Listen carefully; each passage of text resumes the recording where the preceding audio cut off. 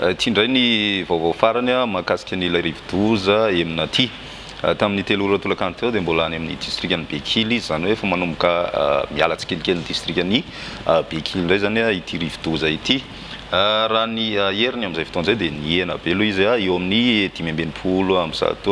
520 kilometatra isan'ora zava-dia ny rivotra hoentiny misy tafiotra 90 kilometatra isan'ora. Mikisaka mianatsy moandrefana hatrany zany hoe tsy miova hatrany ny diany eo amin'ny 80 kilometatra isan'ora ny fainganam-pandehany zany eo anatin'izay.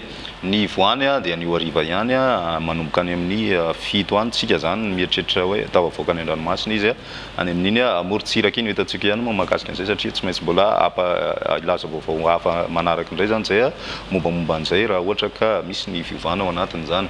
Ny filazana loza tsisy miova miloko mena hatrany zany ho an'ny faritra atsimo atsinanana, ny any Orombe, Anosy, Androy, ny Benenitra, Betioka ary ny any Ampania dia mbola filazana miloko mavo ihany koa i Beroa, Ankazoa, Sakara, Morombe ary ny any Toliara voalohany sy faharoa. Filazana miloko manga ho an'ny Vadivavy, Fitovinany, Morimania, Mahatsiatra ambony. Mbola misy ny orana amin'ny faritra maromaro amin'ny tapany atsimo iny zany somary mbola betsabetsaka izay.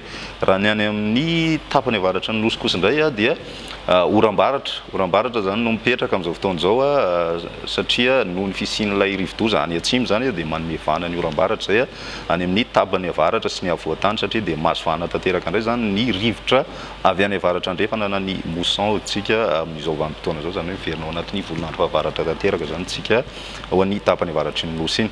Izay ny vaovao aloha amin'izao ora zao miverina eto indray zay rehefa misy vaovao azo ifampiarahana.